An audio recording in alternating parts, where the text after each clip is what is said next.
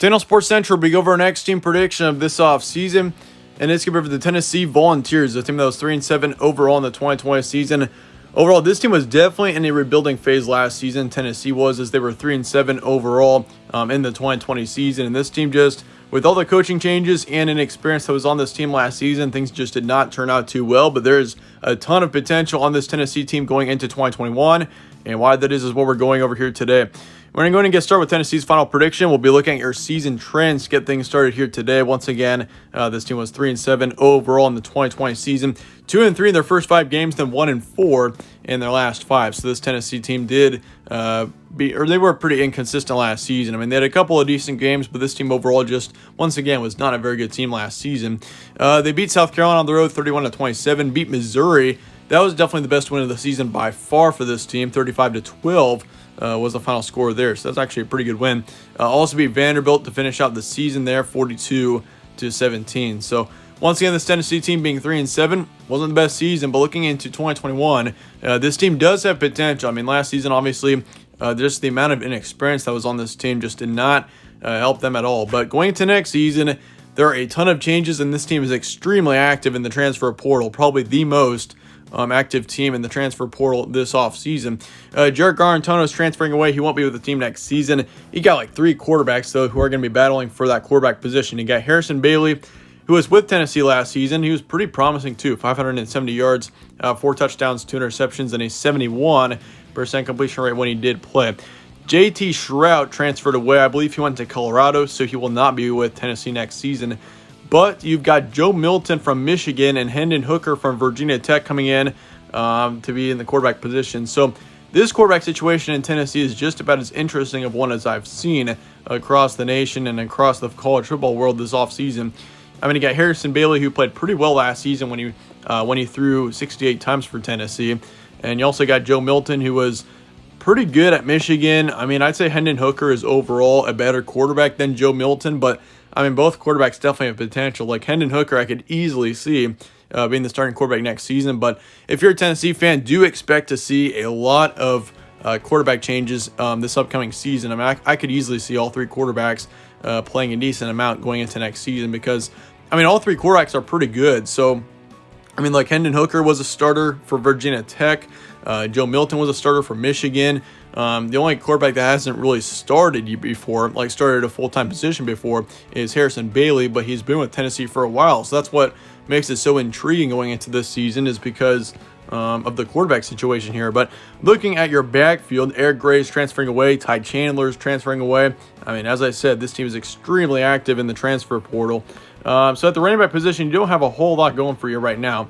Eric Gray, of course, had just over 1,000 yards last season, 6 touchdowns. That'll be a tough loss. Ty Chandler put up also nearly 600 yards last season. So, yeah, both running backs, losing them, it's going to be pretty tough going into next season. But, of course, if you look at Eric Gray, it looks like he went to Texas from what I'm seeing here. And Ty Chandler on the flip side is headed to North Carolina. So, yeah, once again, very interesting things going on here with Tennessee. As for the receiving corps, of course, you got Josh Palmer transferring. Or no, he's not transferring. He's actually a senior. He won't be with the team next season. Velus Jones, your second wideout, he's going to be back for next season. Same thing with Jalen Hyatt. So you got 2 receivers coming back there, your second and third, going into next season. Overall, the receiving core looks pretty good. You do lose one on the offensive line, one in the secondary as well on defense. So defensively, this team looks really good. Only losing 1 starter, that is not bad at all. This Tennessee team definitely has got a ton of room to improve defensively going into next season. Offensively, this team does have a few question marks. Once again, I mean, this offense is going to look a whole lot different in 2021 in comparison to 2020, but not really for the bad. I mean, I think this team definitely has got a tremendous amount of potential offensively as well. It's just a matter of whether or not this offense is able to come together or not. But yeah, once again, moderate amount of losses and transfers for sure. This team is just extremely active in the transfer portal this offseason. Chances of a bowl season in 2021, though, that's definitely the main goal, I'd say, for Tennessee going into next season, is making it to a bowl game, winning a bowl game. That'd be excellent for this team. I think that's definitely a possibility for this team. Like, once again, if the quarterback situation is good, which it looks good, I mean, you got 3 pretty good quarterbacks that could easily start at any team. I mean, for example, Joe Milton and Hendon Hooker already started teams prior to coming to Tennessee. So this team looks pretty good. I will say, I do think Tennessee definitely going into next season They're not going to be a major SEC contender, but it's going to be good enough to say that Tennessee was a very improved team going into 2021. So looking at your schedule, though, of course, you got Bowling Green at home to start out the season. Bowling Green's probably the worst team in the FBS, so that should be an easy win there. Pittsburgh, then you got them. ACC matchup could be an interesting one. Then you got Tennessee Tech as well. So first 3 games look pretty easy right now. Florida, that's going to be a tough one on the road. You got them to finish out your September. You got Missouri as well. Do not sleep on Missouri next season. That could be a good team as well. Then you got South Carolina, Ole Miss, both at home. You got a road trip to Alabama, and then you got a bye week. And then you go to Kentucky the next week. You got Georgia at home, South Alabama at home. Then you finish out the season, of course, against Vanderbilt. So very interesting schedule here for Tennessee. Of course, you got Georgia, Alabama, Florida. All 3 of those matchups are definitely going to be tough ones for next season. Those are by far your toughest games going into next year. All 3 of those I definitely think are winnable for Tennessee, but you're going to have to really come to play in those matchups. Also considering, you got Alabama and Florida on the road. Georgia, you got them at home, but they're definitely going to be a national contender, so don't expect on that being an easy game by any means. But looking at September, Bowling Green, Pittsburgh, Tennessee Tech, all easy wins. I think Pittsburgh would definitely be the toughest game of those 3, but I'm pretty confident in Tennessee here. I think they get the win pretty easily. Florida, that's a different story. Florida's going to be a good team next year. Emory Jones, I like them a decent amount, so I'm going to give Florida the win there. But it could definitely be a closer one without a doubt.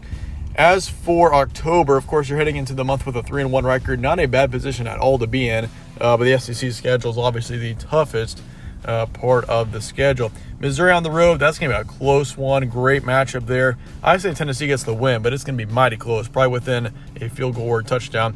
South Carolina also is an interesting matchup. I think Tennessee takes care of South Carolina there and gets the win. So you're 5-1 heading into the middle part of October. Not a bad situation at all. But Ole Miss, then you take a loss against them at home. Ole Miss will be a good team next season, so watch out for them. Alabama, that might be a blowout. I think Alabama next season, with them being at home and also Alabama, they're always so good, and I expect that to continue going into next season. I think Alabama easily gets the win there. So it's going to be 5-3 for your record heading into November.